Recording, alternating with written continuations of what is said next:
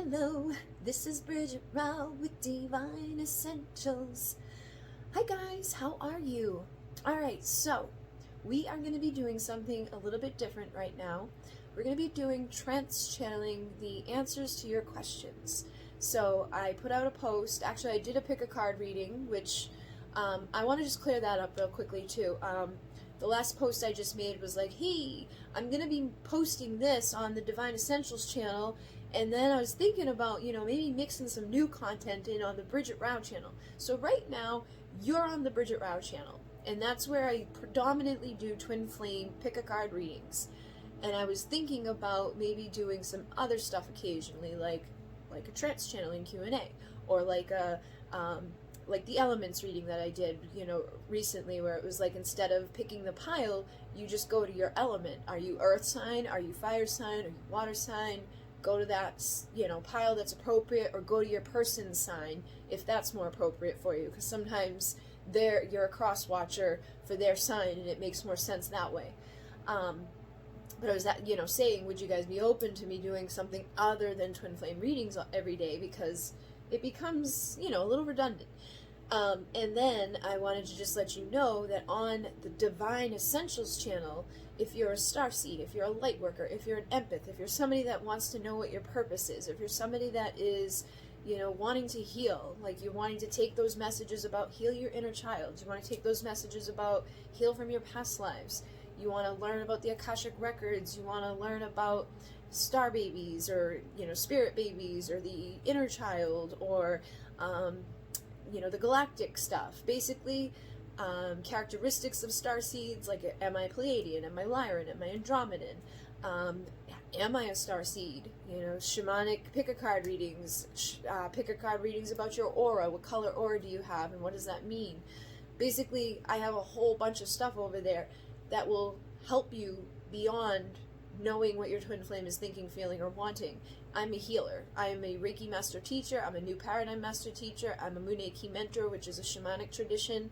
I'm an advanced aromatherapist. I do angel communication certification. I've been in a lot of different classes. I've taught a lot of different classes, and I've been doing that work for over 7 years now. And I've been awake for 10, where the first few years of my awakening, all I did was binge information about things and absorb and absorb and absorb. So there's a lot over there that can benefit you. Like if you're like lost, or you want to heal yourself, or you want to know what your gift is, or turn your gift on, that's what ALCYONE Light Healing is. And ALCYONE Light Healing is being taught every weekend on the Divine Essentials channel for free.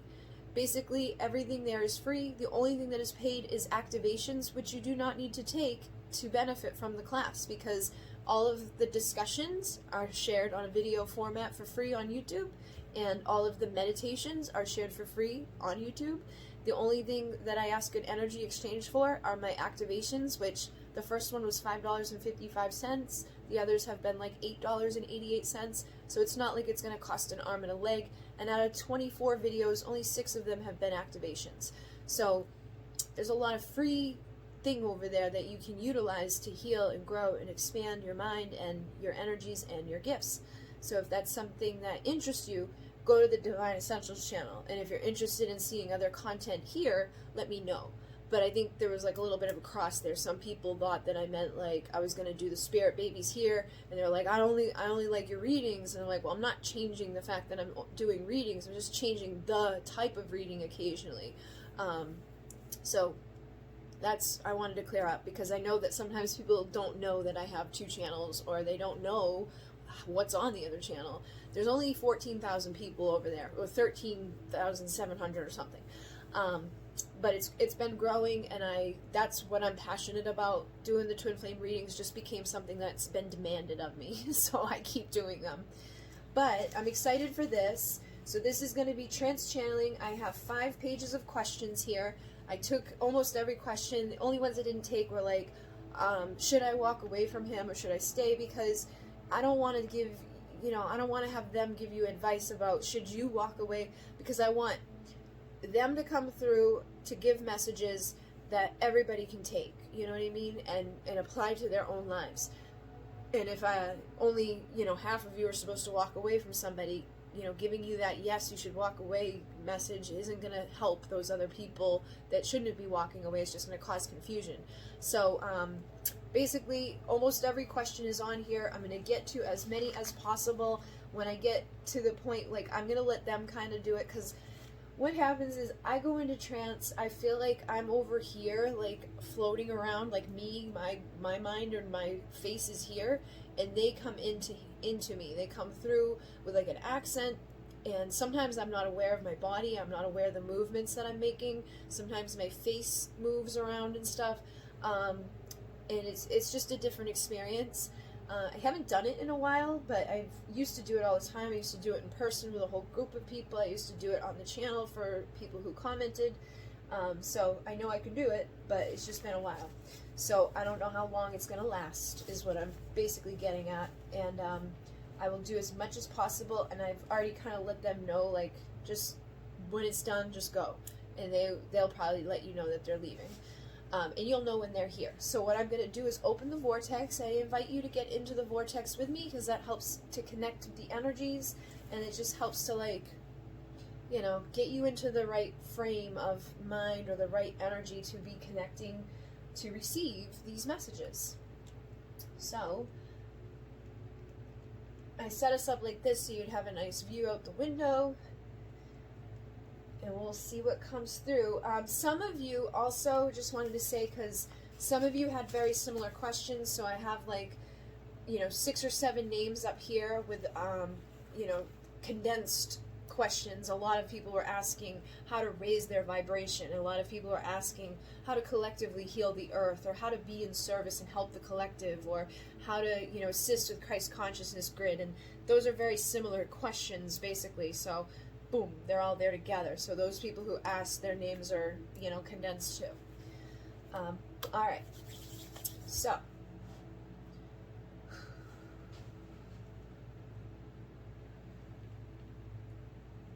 I gotta put my Pleiadian oil on.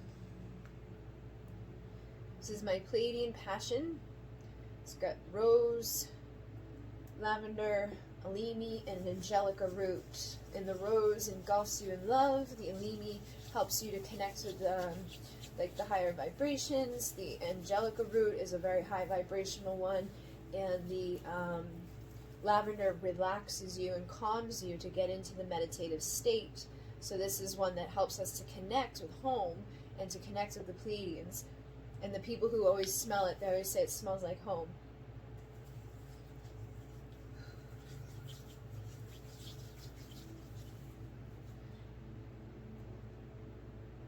I now ask to open the divine vortex of light.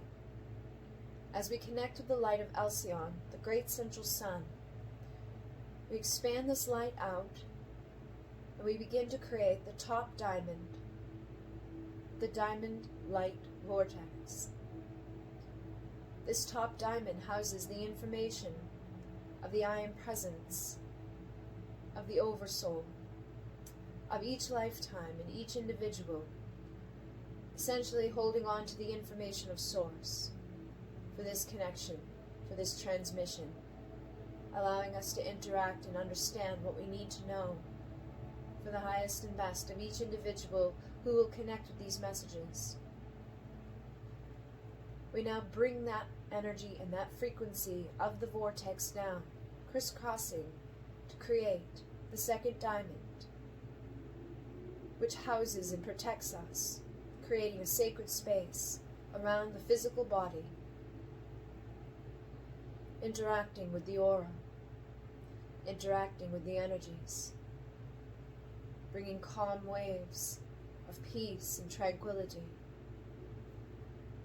allowing for us to feel safe, connected, and to be safe and connected.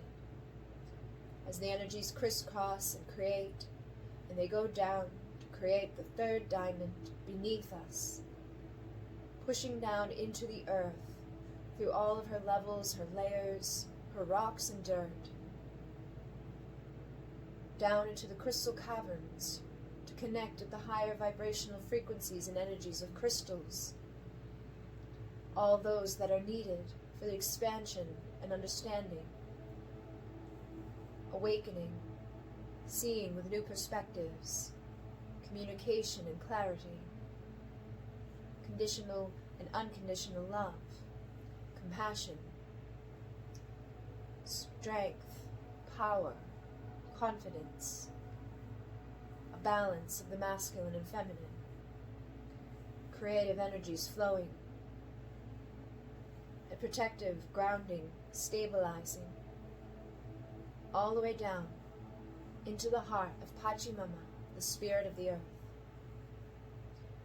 Here we anchor, and we now ask for a pillar of light to emanate from the light of source, where all information is known and stored. And we bring this pillar of light down from the light of source into the light of ALCYONE, our great central sun, infused with all the information and all that is needed.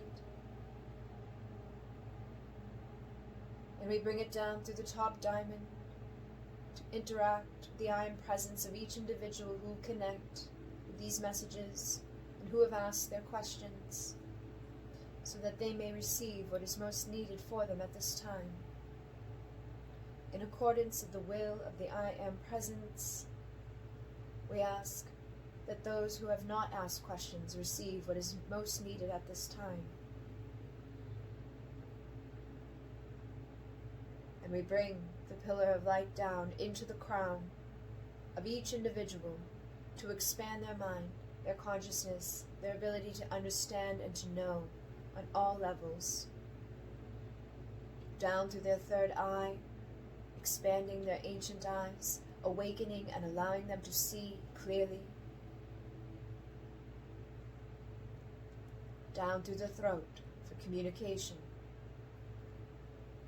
And down through all the rest of the levels, the layers, the chakras, all the way down into the earth. And I now ask for the emissaries of light to come forward.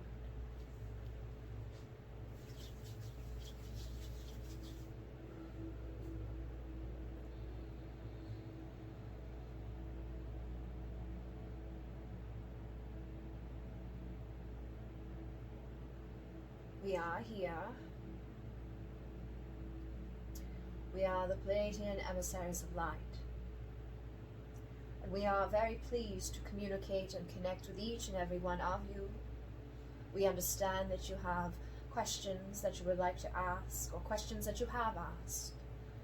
Some of you are here in this moment with us, energetically connecting, vibrating. Your frequencies will be shifting as you listen. And some of you will connect much later at a different time, and you will still receive benefit from these messages, from the guidance that comes through, and you will still shift your energies and frequencies. Simply allow yourself to take what resonates for your soul. We offer you a version of reality. It is up to you to decide if this version of reality is one in which you would like to dwell within. So as always, you are the creator of your reality. And it is your consciousness, it is your mind, it is your thoughts that create the reality that you would live in. So if you hear something that contradicts your reality, we ask that you keep an open mind and perhaps allow for yourself to see from a different perspective. But if there is no way that this can resonate for you on any level, then simply let it go. There is no reason to hold on or to have any anger or resentment over a difference of opinion. Simply trust what is meant for you will be for you, and that is all that you need to know. We see that there are many of you who have asked. There is a Heather, there is a Intuitive Moonchild, the Stella, Nikki, Sarah, Spacebug. And you've all asked about either raising your vibration to heal yourself, your surroundings. You've asked about collectively healing the earth. You've asked about being in service to help the collective. You've asked about assisting with Christ Consciousness Grid. And Essentially, all of these are similar. All of these have the same vibration behind them. So in order for you to be in service, in order for you to raise your vibration, to heal yourself, there's similar avenues that you could take to do this. Essentially, you would like to be more conscious of you, be more conscious of your imprint, your footprint on this planet. Be more conscious of the thoughts that you are thinking. Be more conscious of this, for the thoughts that you are thinking will become things. They will become your feelings. They will become your actions. They will become what you attract for actions out of others. They will become what you do, what you become, what you create, what you work within. Your thoughts are very important for your vibration. For if you wake up in the morning and you say to yourself, I am no good, I'm ugly, I do not feel good, I'm tired, I'm unhappy, I'm broke, I'm miserable, I'm stupid, I'm overweight, whatever it is, whatever the thought, you are going to ripple that out. You are going to feel that. And you are going to attract a reality which mirrors that. So we always say, start within the mind. That is the first place to start, to transform your thoughts into a more positive place, especially in the morning when you wake up. Make affirmations of higher vibration. I'm beautiful. I'm loved. I'm supported. I'm guided. I'm abundant. I'm happy. I'm healthy. I am all of those things that you would like to be. For again, whatever you think is what you will be, is what you will create, is what you will attract. So start with your mind, and then start with your feelings, your emotional body. Because as much as your mind is important, so is your emotional body. You can tell yourself these things, but if you do not feel these things, you will simply be lying and contradicting, and you cannot fool the energy. You cannot fool the collective consciousness. You cannot fool the universe. The universe will feel what you are feeling and ripple to you what you are feeling. But the more that you wake up, and the more that you affirm, and the more that you start to allow yourself to believe these things about yourself, the easier it will become to feel that way. However, you will still have healing to do on an emotional level.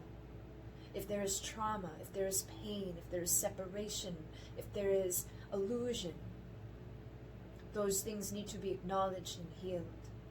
You need to process the trauma and the pain of this lifetime.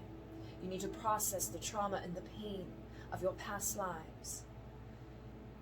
You need to heal the emotional body by acknowledging the emotional body, feeling what you are feeling, being aware of it. So many people are putting blinders on or numbing themselves, distracting themselves with their devices, distracting themselves with their work, distracting themselves with different substances, abuse. And this does nothing for you that is of benefit. So acknowledge your emotions. Whatever you are feeling, feel the feeling, feel the emotion, ask where it comes from. And when you find where it comes from, ask how you can process, how you can release those lower vibrations, how you can let go of the sadness or the guilt or the trauma that you are holding on to.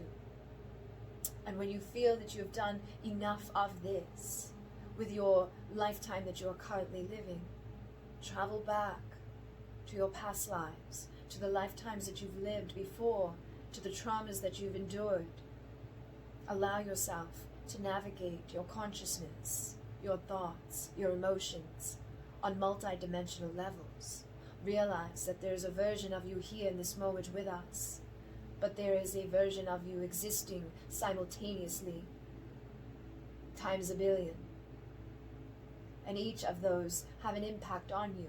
But when you start to vibrate at the higher vibration, when you start to do the work, when you start to think the thoughts, when you start to feel the feelings that are in alignment, you start to create a multi-dimensional reality where all of those people, all of those versions of yourself are starting to raise their vibration too. So you're creating a multiverse of higher vibration. You're helping the collective consciousness, and you're helping the entirety of consciousness all at once. This is where you could start. Also be aware of the food that you are putting into your body. Are you eating processed junk, or are you eating food that has been created and curated with love, that has been made for you, for your health, for benefit? Or is it something that has been put in a box with plastic all over it? Be aware of this, be mindful of this, for it does make a difference. If you nourish your body will feel better. And if your body feels better, you will feel better, your mind will feel better, your thoughts will feel better, and your emotions will feel better as a result of the thoughts feeling better and the body feeling better. It is all a working, connected symbol. It is all a working, connected machine that you can look at it and see that these little gears and these little twisting and pieces inside need to connect. These need to work together in harmony. So the way that you eat, the way that you speak, the way that you think, it all plays a part in the way that you are, and what you are creating, and what you are attracting, and what you are releasing, and what you are impacting around you. And when you are eating well, and you are speaking well, and you are feeling well, you emanate out to others in your collective consciousness. You touch others with your energy every day. Whether you see them directly or you interact with them on your device, you are reaching people always. When they think of you, when you think of them, you are reaching people. You are connecting to them. So what are you thinking when you think of them? Are you thinking negatively? Are you jealous? Are you resentful? Are you angry? Try to release those feelings, because they are doing no good for you, and they are doing no good for the collective. If you have a tendency to get jealous of something or someone, try to eliminate that. Try to look at why you are jealous. What is it that you perceive them to have that you do not have? Because I can guarantee you, you have everything you need inside of you to maintain what it is that you see that they have. You can create the reality that you would like to create, but you have to stop feeling like you are inadequate, or feeling that it is out of reach, or feeling that someone else is better than you. Because at the end of this all, it is jealousy, is the fact that you are feeling inadequate. We also feel that sometimes your anger or your resentment can really hinder your growth or your vibration. These are very low vibrational places to be. So if you are resentful towards someone who has hurt your heart, or you're resentful towards someone who has perhaps more than you, or you are resentful to someone that lied to you, or someone who did something you did not like, but you did not speak your truth, you did not tell them this, so they've continued to do something you do not like. Whose fault is it? Is it their fault for not knowing, or is it your fault for not speaking? So much of your pain, so much of your anger, your resentment, your miscommunications could be cleared up by just being honest with others. Speaking from your heart, speaking your boundaries, what you expect from others. When you are hurt by others, let them know. Let them know that they've hurt you. Get it out. Process these emotions so that you do not have to do it later or in another life. So that you can process it now in this moment and release it and let it go. These are just some of the ways to raise your vibration. These will begin your steps to raising your vibration. And as you process this and navigate this, as you raise, you'll find other avenues that will continue to help you. Meditation is a great way to raise your vibration. Releasing is a great way to raise your vibration. And how do you heal yourself and your surroundings? It is a similar answer. How do you help the collective? It is a similar answer. And how do you assist with Christ's consciousness grid, which is essentially a fancy way of saying, how do we assist the collective consciousness to raise their vibration. That is all. Basically, you raise your vibration. You are responsible for yours. If you are responsible for your vibration, and you raise your vibration, and you have the intention that every person that you interact with will benefit from that interaction, that every person that you meet, there will be an exchange of energy, and that you will be delivering high vibrations, that you will be sharing and emanating all that you have acquired. That is how you help to raise the vibration of your consciousness of the collective. That is how you help others.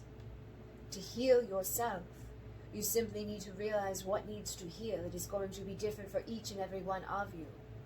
To heal yourself, you go within and you ask yourself what needs to heal. And you already know deep inside what needs to heal. You may deny it. You may try to avoid it. You may try to pretend that it does not exist. But you still know deep down in your soul what it is that needs to heal. If it is an attachment to an outcome, it needs to heal. If it is a resentment, it needs to heal. If it is a past life that is hindering this life, it needs to heal. If it is the inner child that was never expressed appropriately, it needs to heal. Many of you have inner work to do with your inner child. Many of you have inner work to do with your past lives. Many of you have shadow work to do.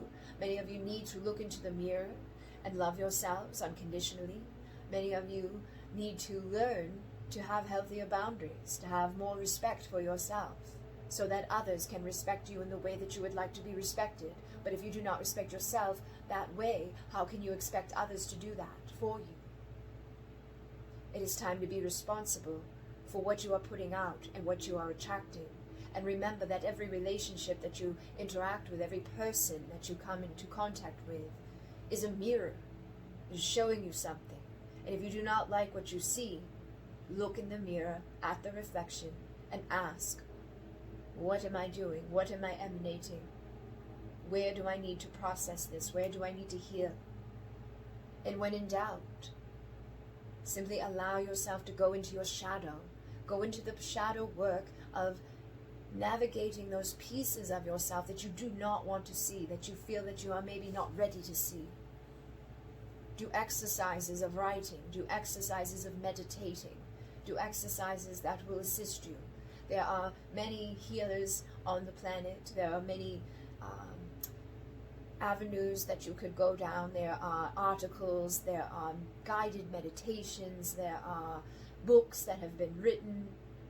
The information is available, and many of you can find this information for free in this moment right now and benefit from it.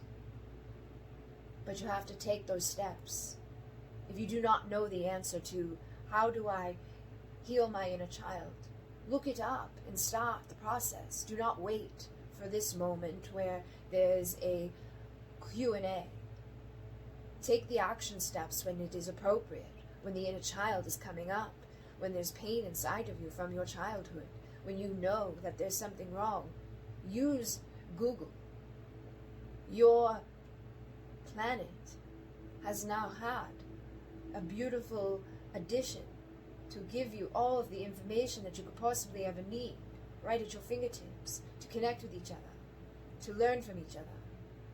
And you as an individual have everything that you need, all the information you could ever desire inside of your consciousness, inside of yourself, through meditation. But you must trust what you receive. You must go within and ask. Many of you do not trust. Many of you feel that you are blocked. Many of you feel that you cannot do it. Many of you think that you need someone else to guide you, or you need someone else to hold your hand to do this work. This is not that type of work. This is work that you navigate on your own, through experiencing, through the ups and the downs, through the good and the bad, through the duality of the third dimension. That is why you are here, is to experience it, to understand it, and then to rise up through it, and to maintain a high vibration and a place of balance, regardless of the duality, regardless of the dark days, regardless of the triggers. or the sadness, or the things that are trying to take you down.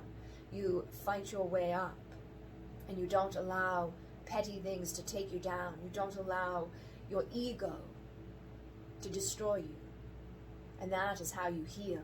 And that is how you help the collective consciousness, because the higher you rise, the more light you will emanate. And the higher up you go, the higher up you will bring the collective with you. You are setting the bar, so to speak, for where others can meet you. And you are showing others the way there by your own process. Your friends, your family, your co-workers, those who know you. They will see your evolution. They will see your growth. And some will follow in your footsteps. Some may think you are crazy. Some may have their issues. Some may have to come back to this planet 1,000 more times before they can figure out their process. Do not worry about them. Do not worry about what other people think or what they say or what they do. Worry about you. We also have a question here about, do deities exist? Do they hear us? And can they intervene? Yes, deities exist. We are an example of a deity right now in this moment with you, expressing ourselves to you. And yes, we can hear you. We hear you communicate when you intend to do so. If you are just walking around talking, it is unlikely that we are hearing you. But if you set your intention to communicate with a particular deity, depending on the deity, there are some that are made up, but there are some that are not. It depends on what you mean by deity too. Some deities are just a creation of imagination. However, even a creation of imagination exists on some level of consciousness because someone thought it. Someone created it through their consciousness.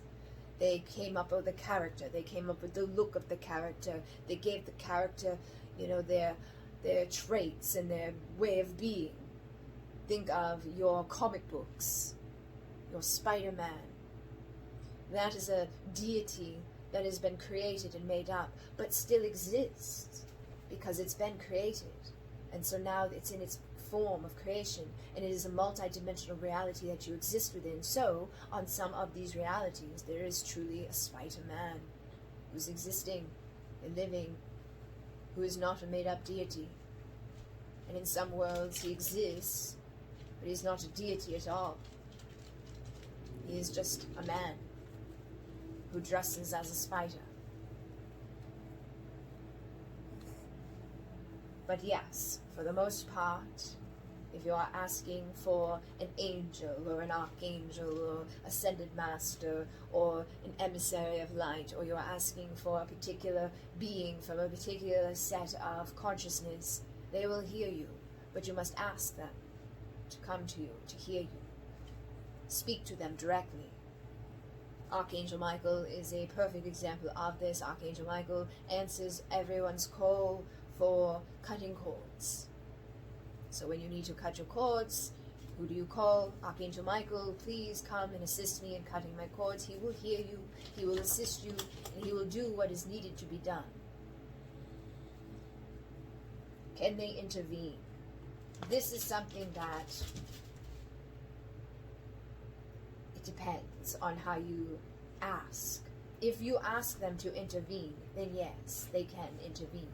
But if you do not ask for intervention, if you do not ask for help, if you do not ask, then they cannot. Now, you cannot speak for the whole world. You cannot speak for the collective consciousness. You can only speak for yourself. You cannot speak for your child. You cannot speak for your friend. You can ask to please assist my friend with this, and the deity can hear you, and as long as the friend's I am presence agrees or is open and receptive to whatever it is that you are asking for, then it can assist. But you never want to be intervening in others' free will. It is others' free will to suffer. It is others' free will to ask for help. It is others' free will to decide the will of their decisions. But for yourself, it is up to you to ask for intervention. There have been some extreme cases where somebody was going to lose their life, or somebody was going to be hurt severely, and there was intervention, divine intervention, But in those moments where it was going to happen, where it was in that last throes of, oh no, oftentimes there is that asking, please help. They may not give a direct order to a direct person, but that please help opens up the doorway for us to intervene with divine intervention, to assist, so that they do not lose their life, or their arm, or their leg, or whatever it be. So yes, there is deities, yes, they can hear you, and yes, they can intervene, but there are rules, there are reasons for this intervention, and it is simply best to just ask out loud what it is that you would like help with, instead of holding it in or not asking at all, just waiting for something to happen, and realize that it cannot always happen on a grand scale. You cannot just come in and decide that the entirety of the planet does something that you would like it to do.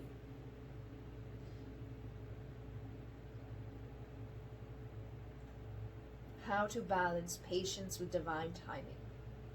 How to take necessary steps to manifest, and to know if you're waiting patiently or sitting stagnantly.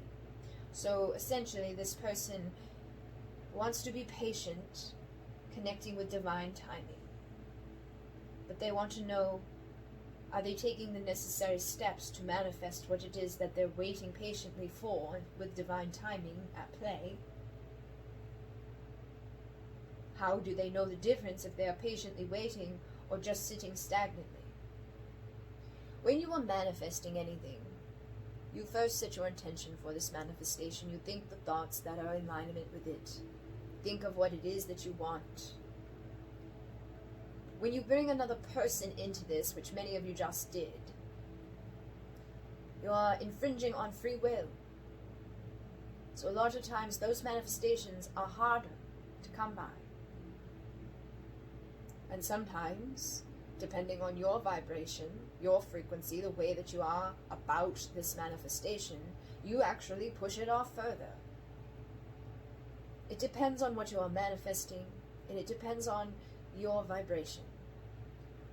If you ask the universe for $10,000, and then you just sit in your house waiting for $10,000 to show up, it is not going to show up.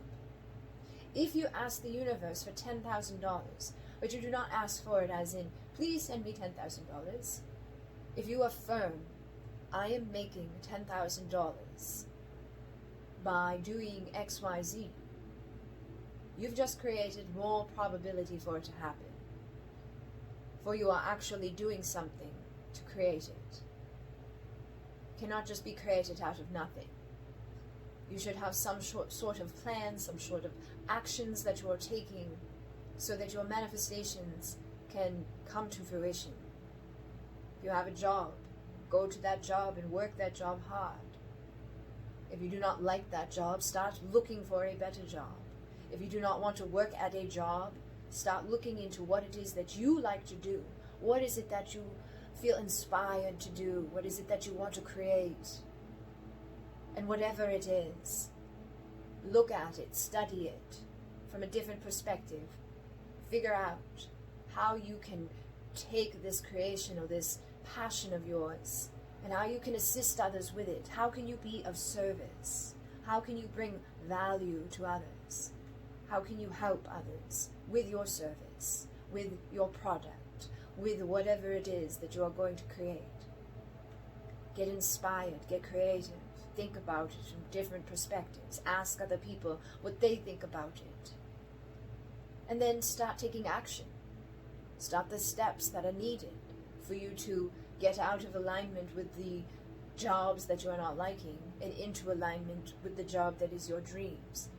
With the money, again, depending on what it is that you are doing for work, or if you are not working at all, you need to take action steps to get a job, or you need to take action steps to manifest somebody into your life who can afford to take care of you. We do not think that that is the best route to take, but it is a route that is available, and it is a route that many manifest for themselves, where they want money, but they do not want to do anything to get it, so they ask the universe, essentially, or they put out into the universe through their thoughts that they want to have access to X amount of money, or they think more so about what they want to be able to acquire every month, what they would like to be able to have for a lifestyle, and they ripple it out, and they do what they need to do to acquire that, whether it is them, perhaps getting a sugar daddy, or them getting a job that they work part-time, and then they maybe hurt themselves, and then they go on their workman's comp. There is all types of ways of manifesting. There's low vibrational types of manifesting, and there's high vibrational types of manifesting. It is much easier to manifest from a high vibration. The low vibration works, because when you are in lack and fear and doubt, usually there's some part of you that holds on to that last piece of hope, that knows that something will happen, something will come through, I will make it, I will survive. And you do, but you just get by. And you keep yourself at that place of, I'm just getting by, I need food stamps, I am just getting by, I need assistance, I am just getting by, I need help. So you constantly are in that vibration of, I need help and I need more, assistance from this and that and the other thing. So you keep yourself in that low vibration of a bracket, so to speak. But if you can break out of that bracket and realize that you can create all that you are receiving here, up here, without the assistance, by doing a little bit of work, or by finding something that inspires you, that makes you feel good, that raises your vibration up, that puts you into a place of feeling like you actually matter, that you're actually doing something, that you're helping other people. And when you are in a position of giving, you receive. So always remember that. Whatever it is, if you are a painter, you can paint and create for somebody. You can paint their rooms in their house, or you can paint them a canvas. You can channel energy into the canvas. You can do whatever you want to do. You can create whatever you want to create. It is your intention that creates your reality. It is your ideas that you must take into the physical.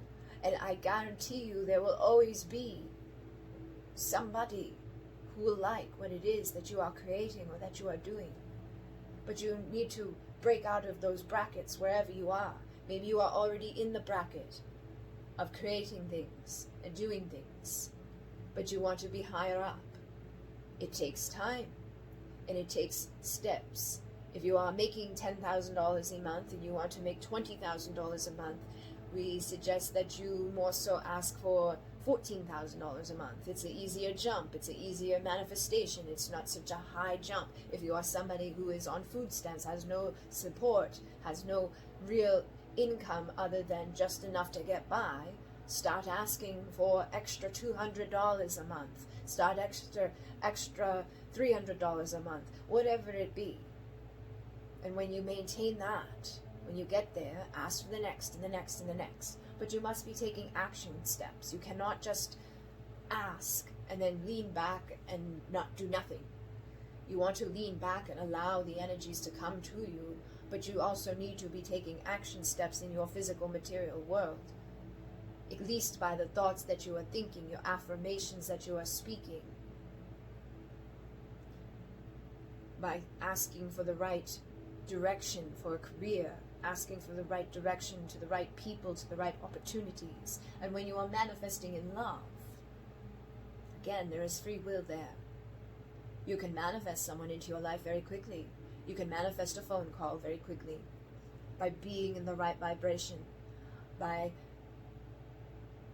allowing every aspect of it to be created in the moment with you now. How does it feel right now to be receiving that call, that excitement that's inside of your belly? Feel it inside of your belly when you see that call lighting up on your phone. When you see that number or that name, how do you feel inside? How does your body react to it? How does your energy emanate? What does it start to do? When you maintain that energy, when you feel that energy and you get that excitement, you are creating that reality for it to happen, and you are bringing it in sooner. If you prepare yourself as if you are getting ready to see a particular person, go through all of the stages of getting ready and preparing yourself as if you are going on your date, it is likely that you will hear from that person within a relatively soon time, within a day or two, because they will feel your vibration, they will feel that attraction, they will feel it. But if you are too strong in it, if you obsess over it, if you try to maintain it too hard, you push it away. You create resistance because you are doing the opposite of what you are trying to do.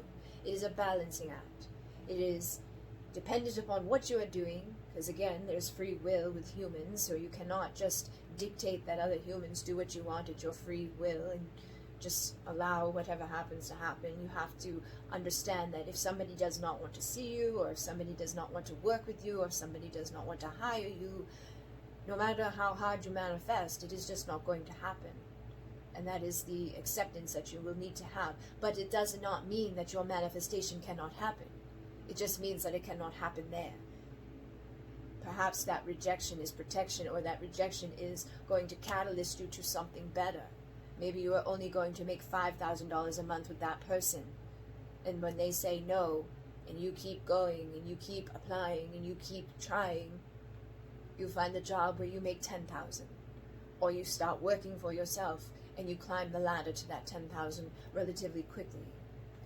It's all about being clear with the universe about what it is that you want. So get clear on what it is that you want. Very clear. Write it down. I want X amount of money a month, or I am manifesting X amount of money a month. I am making X amount of money a month. Depends on what you really want to do. We do recommend coming from a place of doing the hard work that goes along with it, but also not going so hardcore that you are blocking yourself or creating resistance. So yes, it is a balancing act. But if you are just sitting at home doing nothing, hoping that something is going to manifest, it is likely not going to manifest. You need to have your thoughts in alignment. You need to have your feelings in alignment. You need to have the fears and the doubts and the belief systems that are blocking you from manifesting checked. Are you believing something that's blocking you from manifesting money? Are you believing something that's blocking you from manifesting love? Look at your belief systems. Recreate them through affirmation. There's many ways for you to heal. There's many ways for you to affirm. There's many ways for you to attract. But you should be doing something. Just not too much. Maybe a few affirmations every morning, or a few affirmations in your bathroom every time you go to the bathroom. You see your affirmation list, you recite your affirmation list, and then before you go to bed at night, take a time to meditate upon what it is you are trying to create, and then give it over to the universe and trust that the universe will bring it to you when they're meant to. But the next day when you wake up, take the action steps that will assist in the manifestation of whatever it is you're trying to create. If it is trying to create something with another person, then again, you have to allow for whatever's meant to be, because they have their own free will and they have their own decisions. You can set up the opportunity for them to call you. You can set up the opportunity for them to see you. But if they're not ready to be with you, if they're not ready to stay with you, then it will only be a fleeting moment of creation that you created, and then they'll be back to where they were before. That is why many of you deal with the in and out behavior, because some of you get into the right vibration of what you want so badly to happen, that when you allow some space, it actually happens, and that person may manifest and show up. But then you go back into a vibration, or they realize something, and their vibration shifts, and your frequencies are no longer in alignment for each other, and there's space again. There is no more communication, or there is no more interaction with that person. And then you go right back into the wanting it very badly and creating resistance to it and pushing it away from you. So you may feel like you are doing nothing when you are doing too much, if it's all in your mind and your energy and your intentions and your feelings. Try to maintain a state of peace and calmness. How would you feel to have what it is that you want? How would you feel to be living that life? You would not be overly excited if you were living that life, because it would be your life. You would not be constantly trying to get to this person or find out about this person or see this person, because that person would be a part of your life every day. It would be a part of your routine. So make it a part of your routine now if that is something you are trying to manifest.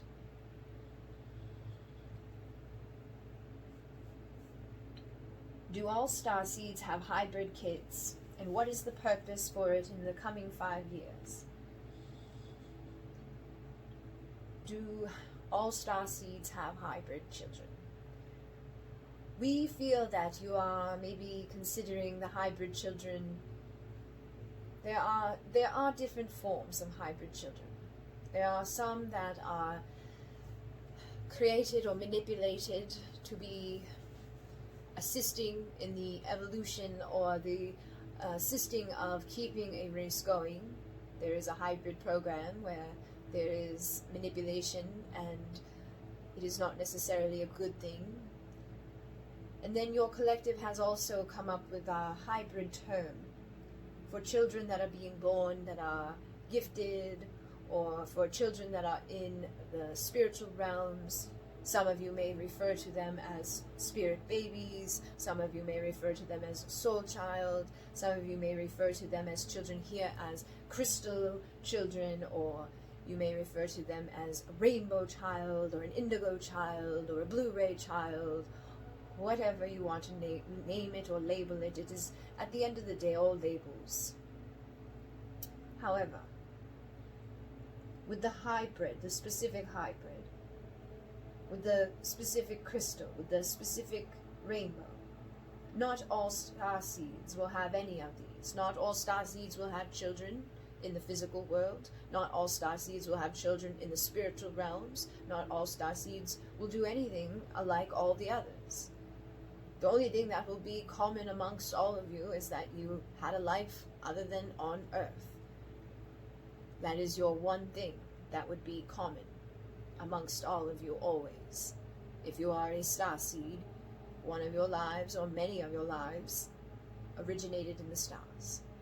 But when it comes to hybrid children, when it comes to crystal children and all the rest of the children, whether it's a physical child or an energetic child, that is something that is contracted, that is something that is created and discussed beforehand, before you even come into this world, before you even decide to incarnate again. You'll decide if you will have a child, what type of child it will be, and where that child will be, and how that child will go. But there are some beings who have hybrid children who are being manipulated, who are being taken against their free will, who are being impregnated with insemination, and they are having a full child be birthed without any awareness of it. Their memories have been wiped, and this hybrid child exists somewhere else. They may meet this child, but again, their energies, their frequencies will not be too aware of it because their memories will be wiped. They will not remember those interactions. For some, they do. For many, they do not. But we find that over the next 5 years, those who have been manipulated, those who have been taken against their free will, those who have been forced to create a hybrid child without an awareness of it, will start to have an awareness of it. More and more of those who have experienced this will awaken to the concept of it. And they will have that inkling inside that perhaps that has happened to me. And they will do the work that is needed to go within, to navigate through and find the answers. And then for your crystalline children, your rainbow children, your children who come in on a higher vibration, basically that is all that it is. They're all children. Some of them come in very highly attuned. Some of them are basically just star seeds who have decided to come in, and they are not coming in through the veil so much. They're not forgetting as much. They're coming in more so awakened. So this may mean that you are referring to these children as hybrid children as well. But these children will just continue to allow for the next 5 years the evolution of the planet, the evolution of the consciousness of the collective. They will bring you teachings that come from the Pleiades. They will bring you teachings that come from Arcturus. They will bring you information. They will bring you a way of being. They'll remind you to be in a better state of consciousness. They will be the teachers of the adults, because they will be much more advanced than the adults.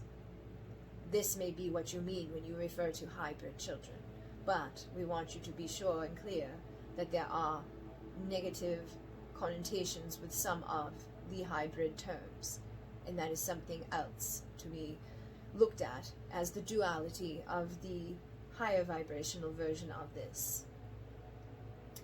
What is here in this world is usually followed by something else. There's light and dark, there's good and bad, there's up and down. So with your hybrids, there is the negative and positive. We also have current energy of the divine masculine and the divine feminine, and the purpose of it, or the purpose of the divine masculine and divine feminine. With the current energies at this time, you have the 1111 portal coming, you have the Pleiadian lineup coming. 1111 is an awakening.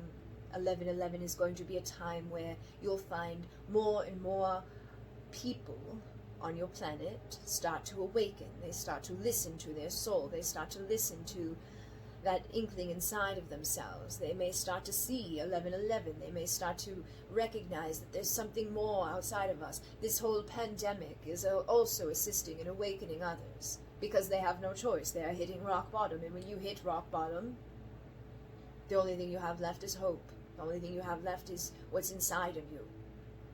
And so you may be looking at this pandemic as a horrible thing, which in many ways it is horrible and it is sad, and it reflects many of the things on your planet.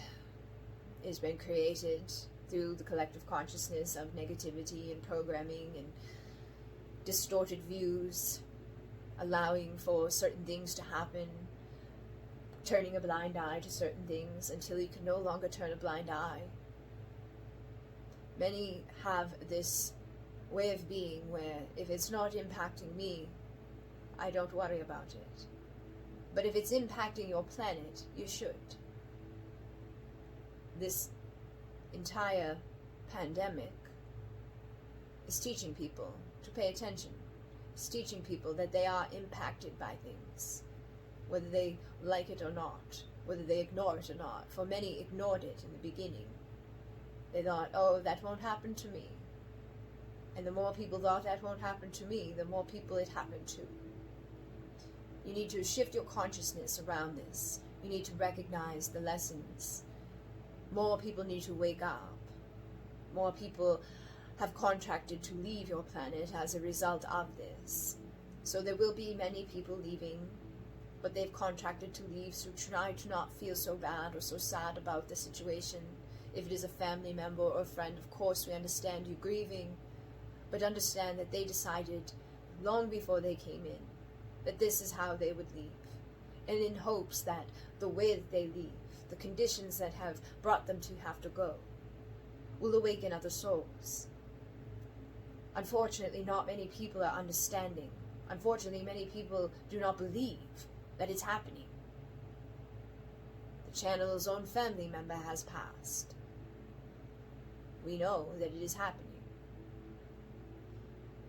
So you must trust that these things do happen. There are channels out there, or there are people out there who will say that they are channels, or who say that they have divine knowledge, or that they know something more than you. And they will lie to you, or they will buy into a conspiracy theory that is not true. And because it goes along with the other conspiracy theories that they are connected to, they believe it wholeheartedly. That needs to stop. People need to stop just believing. Even right now, as we said in the beginning, we are giving you a version of reality. It is your decision to take it. People need to stop just taking the version of reality that is given to them as that's it. They need to go within themselves. They need to understand themselves what is real for them and what is not real for them. They need to take the lessons that are being brought forth and awaken from them. Find balance in their lives. Care about someone. Care about the planet. Care about the future. So many people do not care about the future of the planet. They do not care about the children that will come after the children's children. They do not worry about it because it does not impact them. There is many on your planet who only care about themselves. And it's become a pandemic in itself. It has become more and more prevalent, especially with your technology. Your technology was meant to assist you, to connect you more, but it has disconnected you. It has created self-serving manipulation. It has created distorted views. It's created filters and ways of being that do not reflect the truth. The more you can be in your authentic integrity, the more that you can speak your truth, the more that you can show your real, raw, unfiltered, unedited self, the better it will be. You need to take the lead in this. Be the helper, so to speak. Allow yourself to show the way to the others. You will inspire others with your raw authenticity. You will inspire others with your vulnerability because they're not used to it. They don't see it often. But you need to do it to help, to assist these current energies. That is part of your mission. Twin flames, divine masculine, divine feminine, soulmate, karmic. These are all labels. You are all human. You are all here with a soul and a mission and a purpose. You are all divine beings. You are all of these things. But you get to decide what you get to do. You get to decide who you're going to be, what you're going to represent, what you're going to show to this world. So do it with integrity and truth. That is the energies now. That would be of most benefit. That is the purpose right now, is to help you to rise into a place of authenticity and of truth and of self-love and empowerment, to feel powerful in who you are, good enough as you are, without needing the fancy filters, without needing the fancy this or the fancy that, or the gadgets. No more impressing each other with things, because this creates resentment, this creates jealousy, this creates low vibrational energies amongst you and your friends. If you get something nice, share it. Gift it to someone else. If someone gifts you something, give something to somebody else. Constantly be in a state of giving. And when you give, you receive. So you do not have to stress out. You do not have to worry about it. The more you give, the more you'll receive. Try it. You will find that it works. Somebody is asking about a shortcut or an easy way to maintain a state of presence and awareness. They say that all current methods are cumbersome, they're not easily attained, they're not sustainable, they are difficult, even with daily practice, and they just want to be brought into the now faster and stay there longer.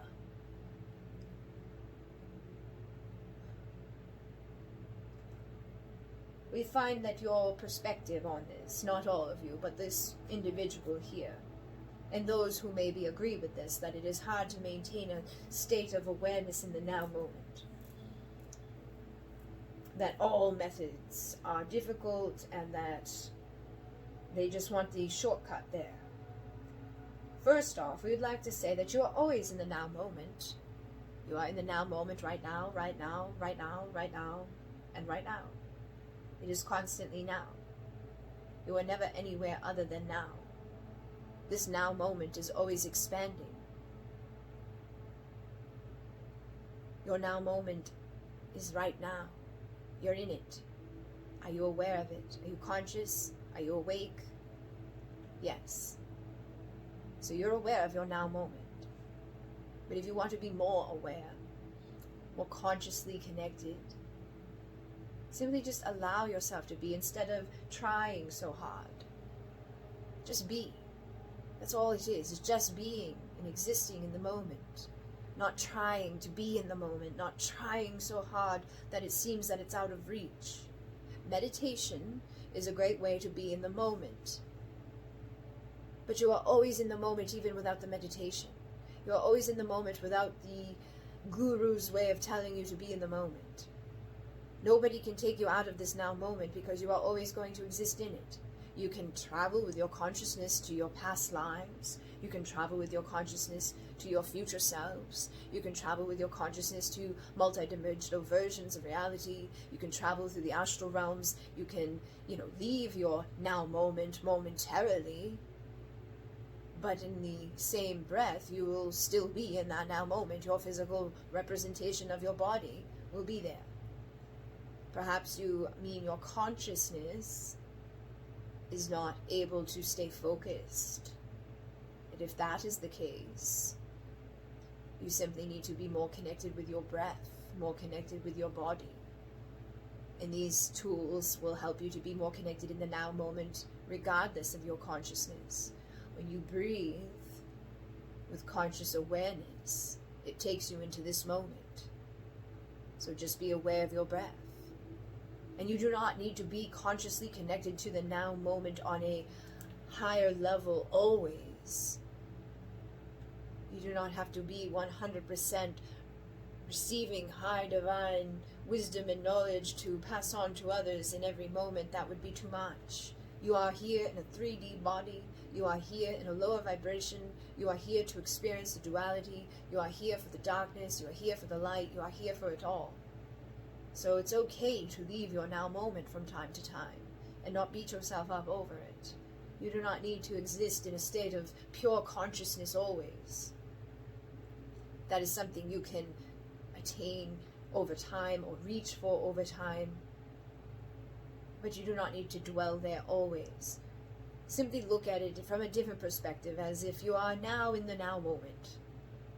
Try to tell yourself that, believe that. Shift your beliefs about the now moment as far away, or that being in the now is difficult. If you keep telling yourself it's difficult to be in the now, it's going to feel difficult to be in the now. You're going to think that it's going to take all of this work. You're going to think all of these thoughts surrounding it. You're going to have all these beliefs that are blocking you from maintaining what should be the easiest thing for you to do, is just to exist. Right now. Right now. Now. You are just existing in this moment. To be more conscious of that now moment, breathe with conscious awareness of your breath. Count for 3 breaths. 1, 2, 3, in. And as you breathe out, count 1, 2, 3, out. Take a deep breath in. 1, 2, 3, in. Take a deep breath out. 1, 2, 3, out. That's going to bring you into your moment. And once you do that, you'll be centered. You'll be present. And then you can go about your practice. It only takes about 3 or 4 breaths, of deep breaths, of conscious breathing, to be consciously connected to the moment. It does not need to be some crazy long exercise. It does not have to be something difficult. It can be whatever you want it to be. It can be when I clap my hands 3 times, I'm bringing myself into the now moment. To be consciously aware of my body. To be consciously aware of my thoughts. To be consciously aware of whatever it is that you want to be consciously aware of in the moment. Allow that to be your trigger. Allow that to be your way to get there. You do not have to make it difficult. You do not have to make it a big deal.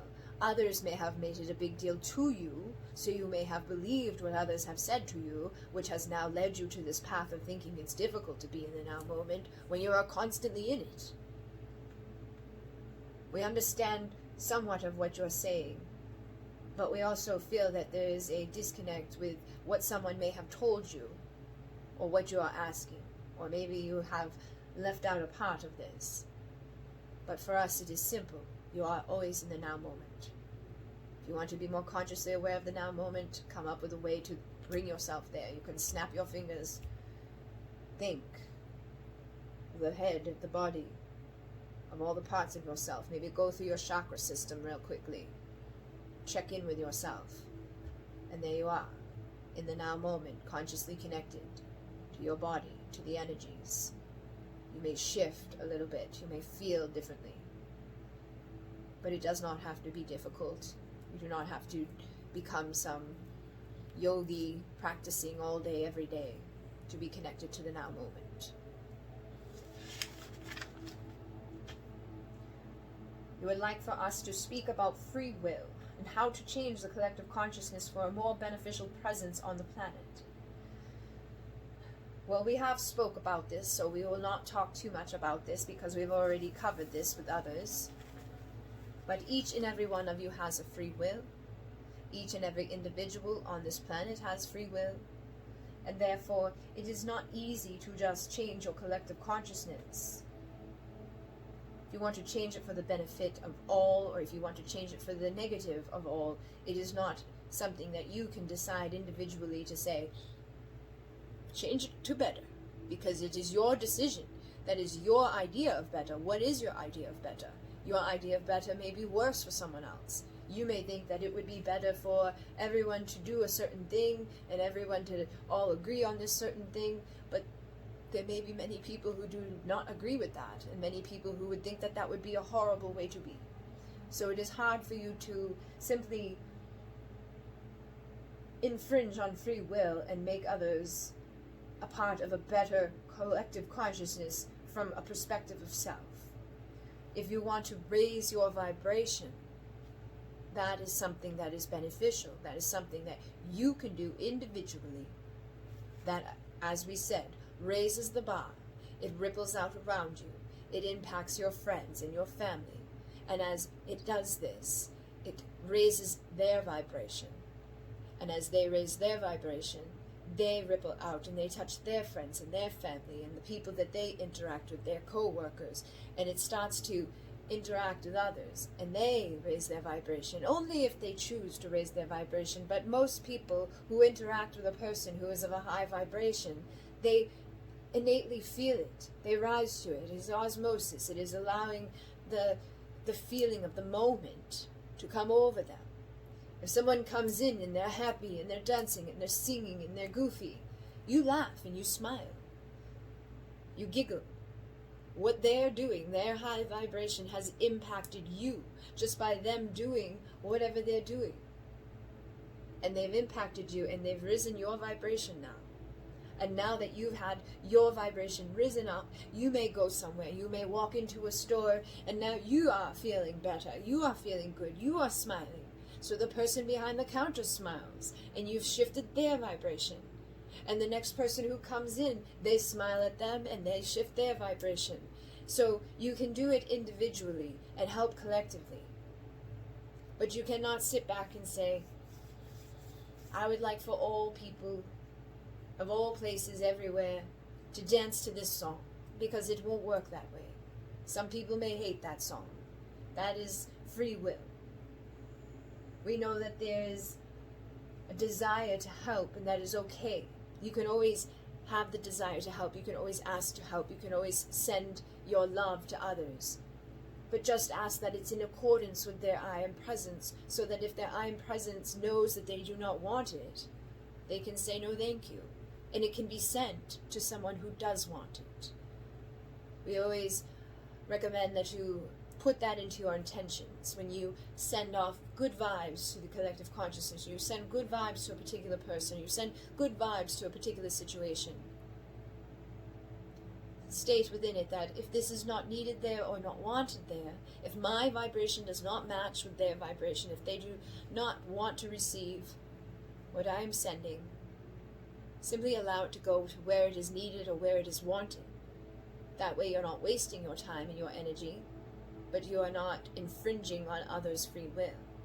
As if you just direct it and you say, send it right now, no matter what, you can send it. But if it is not wanted, it will create resistance, it will create negativity, it will create frustration, it will do the opposite of what you wanted it to do. You wanted it to help. But if somebody is in resistance to wanting that help, you cannot help them. Have you ever had someone who has holding on to too much stuff and you ask them, do they need help? And they say no. And there's nothing you can do. You let them hold all their stuff. You let them suffer because they want to be the one that holds it all. They want to be the one that has that pride to say that they've done it. It is similar to that. If somebody doesn't want your help or somebody doesn't want something, you can't force it onto them. So this is free will, and you all have it. And if somebody does not want to talk to you, you can't force them to talk to you. You can keep talking to them. You can keep projecting it onto them and onto them and onto them. But if they do not want to hear what you have to say, they will not talk back to you. And they will sound you out. They will get away from you, further and further and further away until they no longer hear you. That is free will. We also have a question. If the higher self is the supreme authority, then nothing should happen against its will, no matter what or who does what. Then why the idea of leaving people their free will?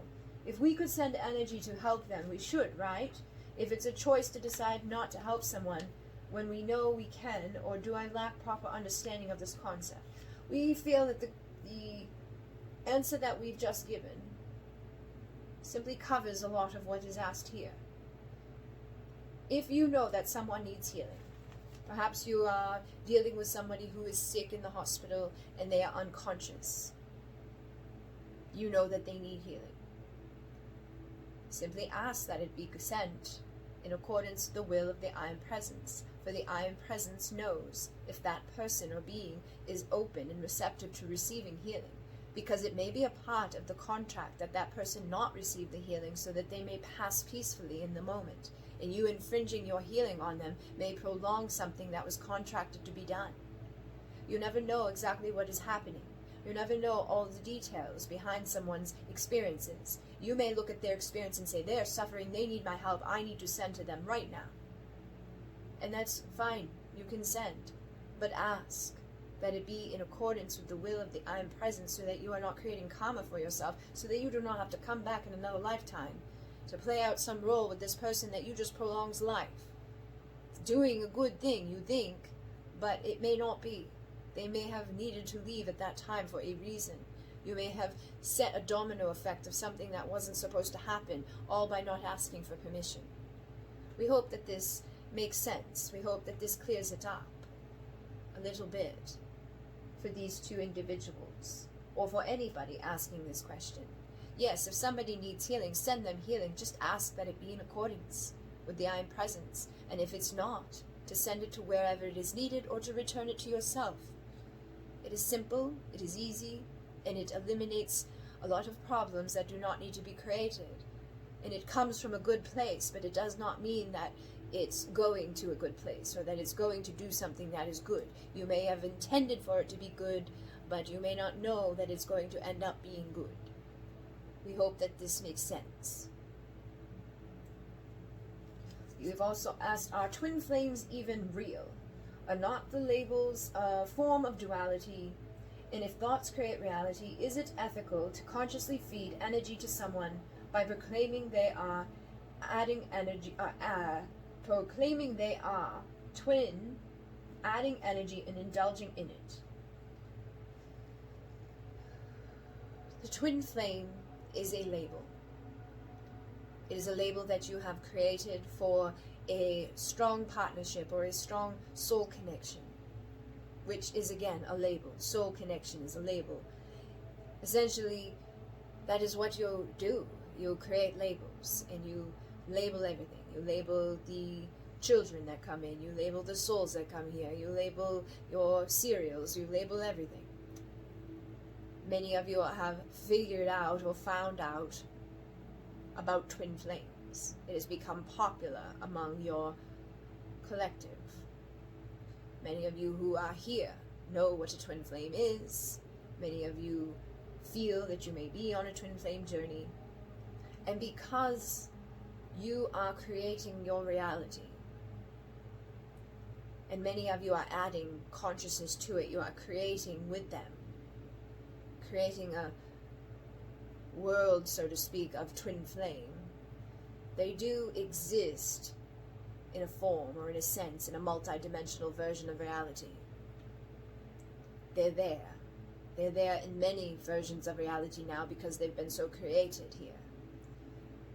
They've been created into your past lives. They've been projected into your future lives. They've been meshed within. They are real in the sense because you believe they are real. But if you were to believe that they are not real, then they would no longer be real for you, and you would no longer attract the information about it. You would no longer look at it that way. You would probably go back to thinking about soulmate. You may label it a soulmate. You may label it something else, depending upon where you live, depending upon your culture, depending upon the belief systems of where you are. Where the individuals are who are connecting with this transmission, many of you have heard the term twin flame. You heard what that is. You know that this is different from a soulmate.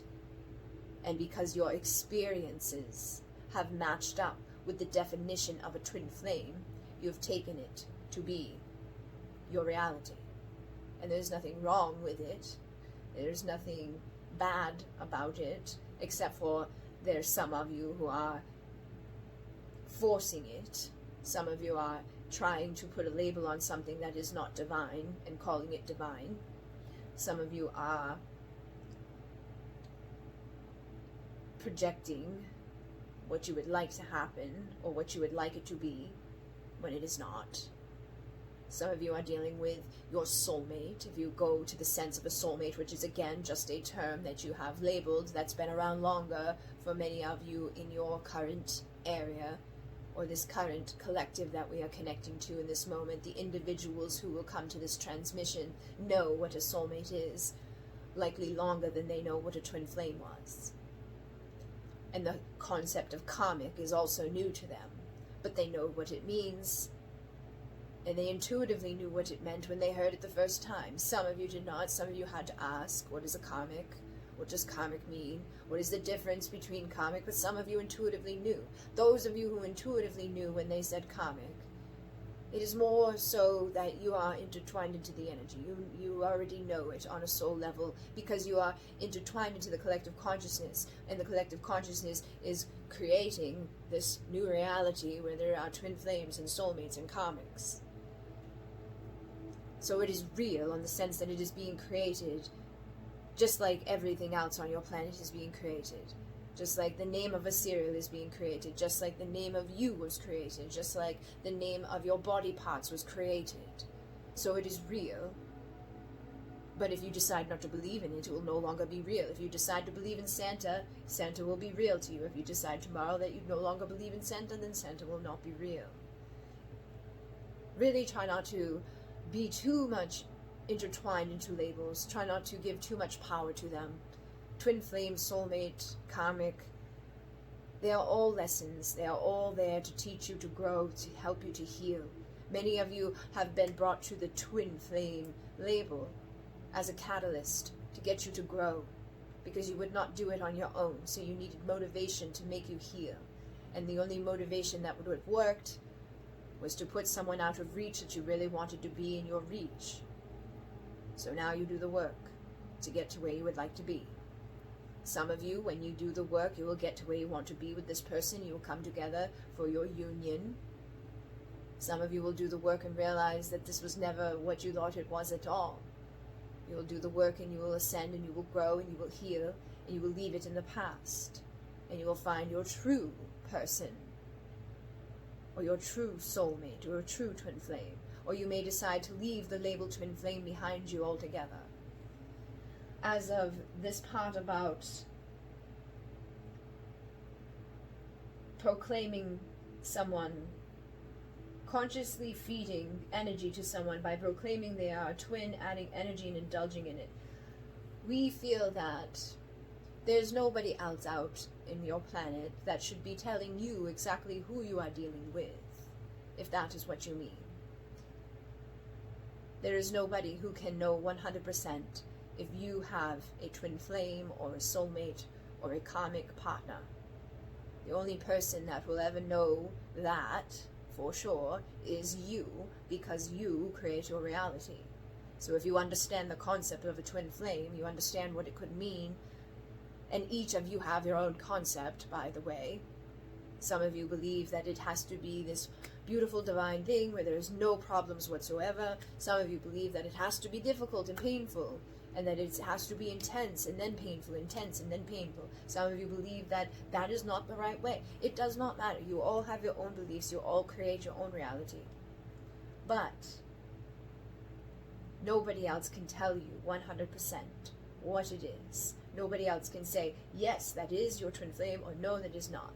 They can give you guidance. They can assist you to come to your conclusions, but it is not ethical, so to speak, to say 100% this is your twin flame, dedicate all your time, your energy, and do everything you possibly can do to make sure that you end up with this person. If anything, they should encourage you to focus more so on yourself, focus more so on finding what's inside of you that needs to be looked at. And again, that's why we said for many of you, these are a catalyst for your healing. These were things that were put into place before you came to this reality. you have contracts. What you choose to label your contract is up to you entirely. We are asking about the purpose of the runner and chaser dynamic. For many of you, the runner and the chaser dynamic, the runner is teaching you how to deal with codependency. For many of you, it is teaching you how to deal with rejection. Some of you have never really dealt with rejection, and this person rejecting you has made you react in a very strong way as to chase and to understand it. Why do they not want me? What is it about me that they do not want? That is not for all of you, but it is some of you. This is one of those questions that is on the edge of being difficult to answer because there are many of you. We do not want you to take something from this and believe it about yourself if it is not true for yourself. But as we said, some of you, your runner-chaser dynamic, is to teach you about your codependency issues. Some of you have a codependency issue where you will leave one relationship and want another relationship immediately. And when this person was not immediately available to you, you fell in love with them anyways, and you began to chase after them. And they run to teach you to stop being codependent. It does not mean that they are not soul connected to you. It does not mean that there's nothing there, or that you are crazy, or that there's something horribly wrong with you. It just means that there's codependency that needs to heal. You need to stand on your own for a while. You need to be in your own power, especially if you are leaving one relationship to another. That is too much. That's too soon. You need time to process. You need time to heal. And as we said, there are some who needed the rejection of it, and there are others who just need to go through the process of not getting what they want when they want it.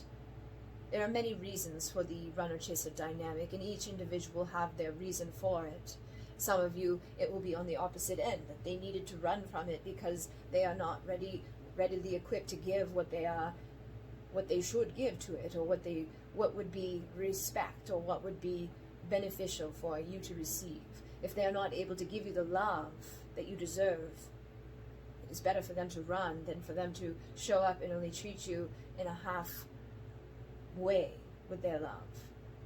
If they cannot respect your boundaries, if they cannot treat you with the respect that you deserve, it is better for them to run away than it is for them to show up and hurt you worse. It may hurt that they are running, but it would probably lead to more intense pain to have them stick around and treat you the way that they may treat you if they did. We hope that this makes sense for some of you, and we hope that this will help you to see from a perspective to look at why it is possible that your person runs, or why it is possible that you run, or why it is possible this is playing out between you and someone. Look at yourself in the mirror and ask yourself, do you have a codependency? Do you have some form of something inside of you that does not want to be rejected? If this person did not reject you, would you want them as much as you want them? Be honest with yourself. Some of you may just have an addiction to somebody. Somebody may just want what they can't have. It's going to be unique for each of you. How to remember dreams. We find that this is something that is happening with the collective at this time, where people are not remembering their dreams. The channel had someone recently within one of the groups asking about this, and then others joined in and asked about this as well. Sometimes you are not meant to remember your dreams. Sometimes you are going to see things in your dreams that just do not need to be known yet.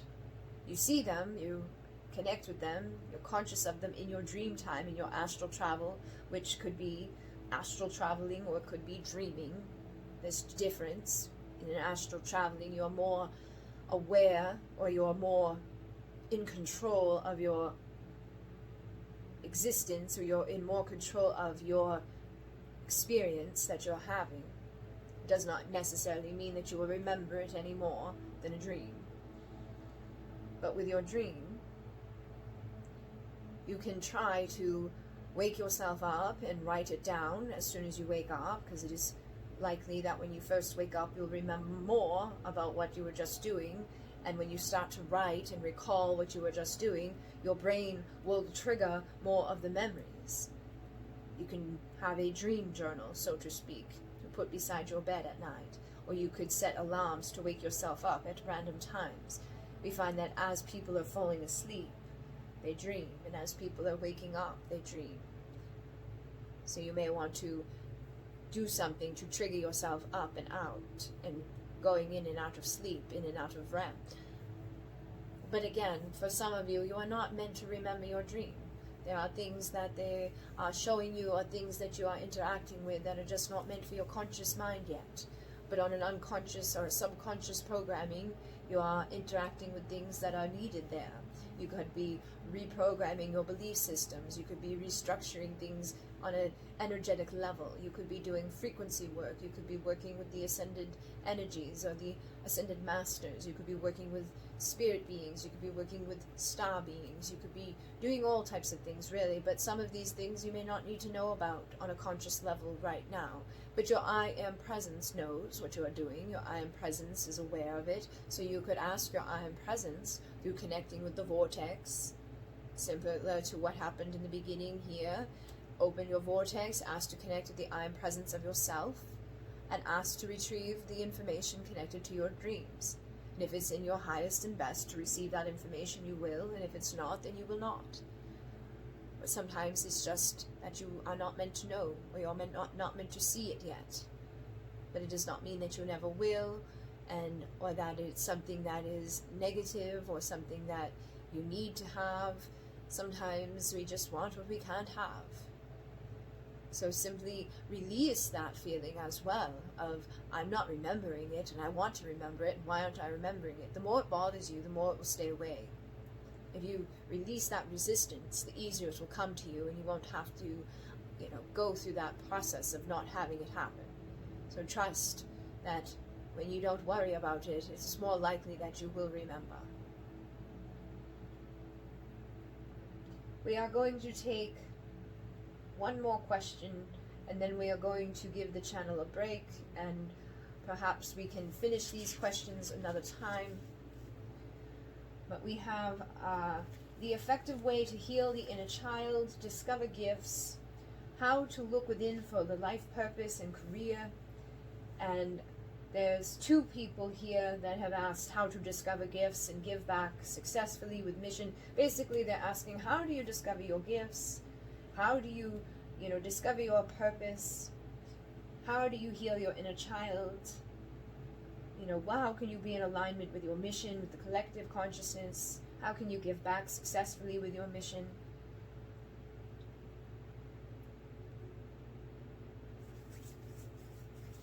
Effective way to heal your inner child is actually something that the channel spoke about tonight in the latest video that is shared about the spirit babies and inner child. So we will reiterate a little bit about what was said there, but you can definitely go and hear that message and take away from it the full-on information that was given, because that is much more in depth than what we are going to cover here. But to work with your inner child, it is similar to what we were just saying about opening the vortex to connect with your I Am Presence. You can open a vortex, and there is a way to open the vortex. Basically, go through the process that the channel went through in the beginning of this. Intend to connect with the light of Source, or the light of ALCYONE, the great central sun. You could ask to connect with the light of Sirius, the spiritual sun. It does not matter. You can connect to whatever source light you would like to connect to. Allow your intuition to guide you. We recommend Source if you are new to this and you do not know what you're doing. And you can ask to open the top diamond of the vortex. The top diamond will house the information of your I Am Presence. It will house the information of your multidimensional selves. It will house the information of your inner child from this lifetime and other lifetimes, the inner child from your galactic lifetimes, for there are multidimensional realities, there are multidimensional versions of you, there are multidimensional I Am Presences, therefore there are multidimensional I Am inner children. So you may have many inner child to heal.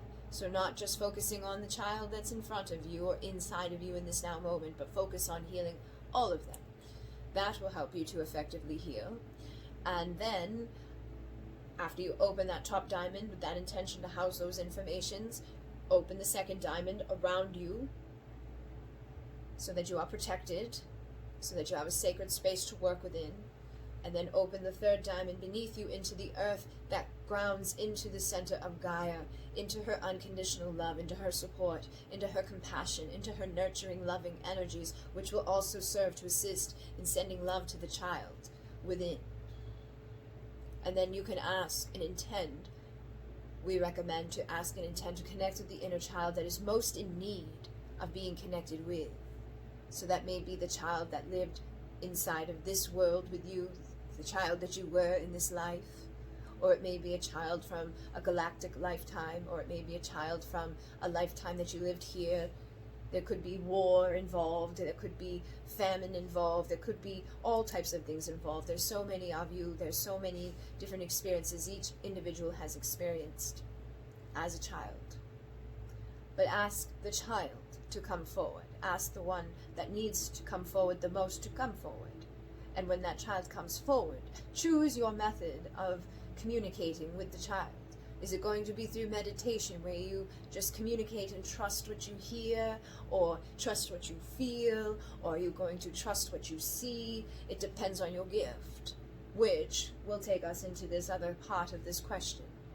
In order to figure out what your predominant gift is, or to awaken your gifts, the channel has created a quiz for that within ALCYONE Light Healing. But basically, you need to ask yourself a series of questions and think about how you are in this world.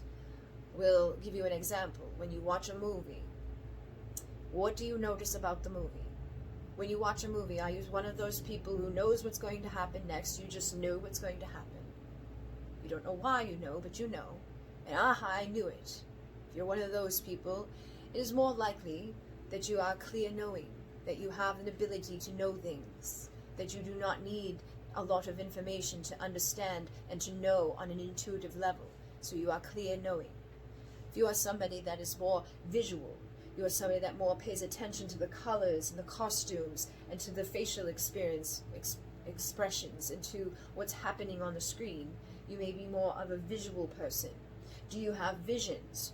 When you meditate, do you see a movie play out in your mind? That is clairvoyance, that is clear seeing. That would be your main gift. Or you could be somebody that feels. You get the shivers when you hear songs. You hear the hairs on your arms stand up when something emotional happens. You feel in your throat. You feel in your solar plexus when things are going on. You're an empath. You feel it. Then you are a feeler. And you would have to feel your way through this. You could feel and ask the child to come forward, and then you could feel if that child is okay or not. You could feel if the child is healthy or sick. You could feel if the child is happy or sad. You just have to feel your way through it if you are clear feeling. And then there are those who can taste and those who can smell. We find that those two to be not as common or not as strong as some of the others, but they are definitely those who are gifted with those as their strength. So you figure out what is your strength, and to figure out with those questions for the movie, when you see food on the screen, are you salivating and tasting what it is that they're eating, or do you smell it? Can you literally smell the food coming off the screen? Can you recall a person by their cologne? When you think of them, you smell them. That would be that you are clear smelling. Or if you have the taste, you are clear tasting. Figure out which one of those 5 is the strongest for you. And as we said, there is a quiz that will go deeper into more questions that will help you to circle which one you resonate with the most on each of the questions. And you can resonate with more than one, but you want to go and figure out which one is the strongest, and then which one is your second strongest, and which one is your third strongest, and which one is not so strong. Because you can use the gift that is the strongest to make the others stronger. You can use your clear knowing to ask, what do I need to do to help me to see more? Or you can ask them to show you what you need to see in order to know more. Or you can ask for them to give you the feelings that you need to feel in order to be able to know more. It just depends on what it is that you have for a gift, and each of you are unique individuals. And then you must exercise it. And you exercise it by practicing. And that takes us back to decide what you're going to use to communicate with the child. Are you going to use oracle cards or tarot cards? Are you going to use a pendulum and ask yes and no questions? Are you going to do automatic writing? You could write out a list of questions, which we recommend for connecting with your inner child for a healthy development or for the best way to connect. You're going to want to have a list in front of you of things that you want to ask this child. Ask the name, ask the age, ask where they are, when they are, why they're there. And when you ask why they're there or where they are or all of those things, dig deeper, because they may give you a general answer, but they may have chosen to be at that age because there was a trauma at that age. What do you remember about that age that stands out to you? What do you remember about any other ages? And they may tell you, oh, when I was 15, or oh, when I was 40. They may not be directly connected to being the child, but the things that happened at 40 may have happened at 40 because of what happened when they were 8. So you want to dig deep into these connections. You want to dig deep into the questions that you ask, whether you're doing it with a pendulum, or whether you're doing it with cards, or doing it through automatic writing, or doing it through trance-channeling, or doing it through just listening, or doing it through feeling. It is up to you. And how do you look within for your purpose or your career? Well, when you discover your gifts, when you figure out what your strength is, what it is that you're good at, we recommend trying different things that maybe go around that gift. Some of you may be spiritually inclined to paint, or some of you may be spiritually inclined to sing, or some of you may be spiritually inclined with other gifts, or maybe you are inclined with an artistic gift that has nothing to do with spirituality. But if you awaken your spiritual gifts, you can take your creative gift and put it together and combine it, and then offer something of service to the collective. When you offer something of service, that is going to be a good career, because people are always in need of something. If you can offer help to somebody, as in you can offer guidance, you can offer healing, you can offer a product that is going to take care of a problem, that is going to be a good career for you. And if you can like creating what you're creating, that's going to be even better for you. So we recommend trying things, not setting into stone one thing. Do not jump into a school that's going to take 10 years without knowing if you actually like what you're learning, or if you don't know that you're going to like doing what you just signed on for $150,000. Some of you will be very content to do jobs that maybe only cost you $500 to learn all that you need to know in order to do it, but you could make hundreds of thousands of dollars doing it if you are creative enough in doing it. You need to adapt, you need to trust, you need to try different things to figure out what it is. Yes, you can look within for what is my purpose, but really in this 3D world, you're going to find that what is within is without as well. As above, so below, within and without. You're going to realize that whatever it is that you love to do, wherever your passion lies, whatever makes you excited, what is your hobby? What do you like to do? Obviously, you like to watch readings. Maybe you're somebody that would like to read the cards. Or maybe you're somebody that would like to do something like own a shop where people read cards. Maybe you don't read the cards at all, but you own the shop that the card people come and they read in your shop, and you get your commission for having them there, and you sell your crystals and your tools and your pendulums and your things that go along with it. Get creative. What is it that you're passionate about? Do you love flowers? You could become a creator of the flower arrangements. Or you could mix energy and flowers together, and you could create bundles of sage. You could create energetic things together, set intentions infused into the flowers. So when someone passes, there is a bundle for grief, And all of the flowers that are there represent grief, and they represent healing, and they represent the tears of a mother, or the tears of a baby, or whatever. You can get creative and do whatever it is that you want to do. Whatever it is that you like to do would be the most ideal thing for you. That is going to be what your purpose is what you're feeling good about, and what brings joy, and what brings help and health and wellness to others. When you combine those things, then you are in alignment with your purpose and your passion. You're in alignment with service to the collective, and you're in alignment with healing and ascending. So we hope that this brief explanation has brought you some guidance, or brought you some sense of understanding, or a way to jump off to go deeper into what you should be doing, or where you should start. Try different courses in your interest. Do not just jump into something that you have no desire to do, or something that you've never done before or don't think you ever want to do. Make sure it is something you like. If it's woodworking or wood carving or working with wax or working with whatever it is, make sure that there's some part of you that feels an inkling to it.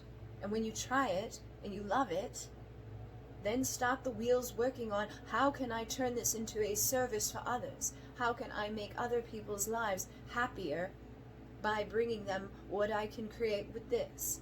And it could just be a gift that is going to be given. It doesn't have to be some miraculous healing tool, but it could just be something that you gift to a person at a certain time. But having a reason or a purpose for what it is that you're going to create is ideal. Because just to create something, people may not understand why you're creating it. You should understand why you're creating what you're creating. So we hope that this has assisted you, and with your inner child, asking those questions, getting those answers, going back and forth. And as we said, go watch that video, the ending of it. There will be all about the inner child, all of the questions that you can ask. Then, once you've asked all those questions and you've gotten the answers from that child, you can then write back to that child and give to that child all of the love and all of the acceptance and all of the things that that child needs, that that child never got. And that will help to heal your inner child from this life and that life and whatever life you connect with. And then you do it again and again and again. And as we said, writing would be a great way, because then you can reflect on what was told to you, what was said, what wasn't said, and you can just keep continuing on. So we hope that this makes sense for you, and we are looking forward to communicating with you again. We still have a few pages left, but the channel has not had much sleep or rest. The channel pushes too hard, so we are going to go now. But we thank you for this time and this energy that you have exchanged with us, and we hope to see you again soon.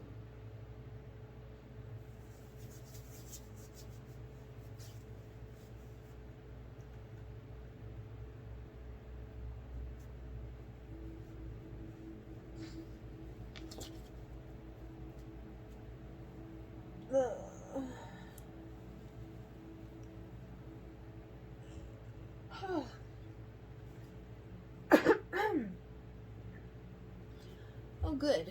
It's still going. Like, hopefully it's still going. Alright, so 1 hour and 48 minutes for 2 pages. I kind of expected that they wouldn't get through all of them, because they go into depth when they answer questions. Like, if I answered those questions for you guys, it would be like, blah, blah, blah, blah, blah, done. But yeah, so we got 2 pages done. If you guys like that and you want me to do it again, put your likes up, do your thumbs up, and put down in the comments that you want me to do it again. And, you know, we can always add new questions too. I actually had somebody ask about wanting to know about the Pleiadians in their day to life, and their planet, and their creatures, and their technology, and what they teach their kids, and things like that. And I did channel automatic writing, 3 pages worth for that. So the next time I'll read that to you guys. I'm gonna go to bed, because it's like, I haven't slept yet, and it's probably like 7 or 8 or something. I don't know what time it is. It's gonna be at least 7. I don't know. But yeah, I'm gonna go to sleep for a little while, or maybe I'll write that up as a blog post or something. I don't know. We'll see what happens. I want to see what the results are from you guys. If you liked receiving from the Pleiadians, I know sometimes they can be kind of direct, and like there's one that comes through that's very rough, but this one tonight's the one that's not as rough. So just know that the other one can be more tough love, and more like rah. But the one tonight is like the in-between. There's a very soft, gentle one, then there's like an in-between one, and then there's like an older, like, I'll get you one, that come through me. And then sometimes I can connect with the Lyrans or the Octarians or whatever, but I usually predominantly do the Pleiadians. So yeah, thank you guys very much. Hopefully this has brought some value and worth to you, and I'm sorry if your question didn't get answered tonight, but like I said, I will do it again, or maybe depending on where these questions came from, I can figure it out and do it on YouTube, because this one came from Facebook. I know those ones came from Facebook, and I think these ones are all from Instagram, so I could always go live on Instagram and do it with you guys or something. So we'll figure it out. But thank you guys very much. In MUNAY. Namaste.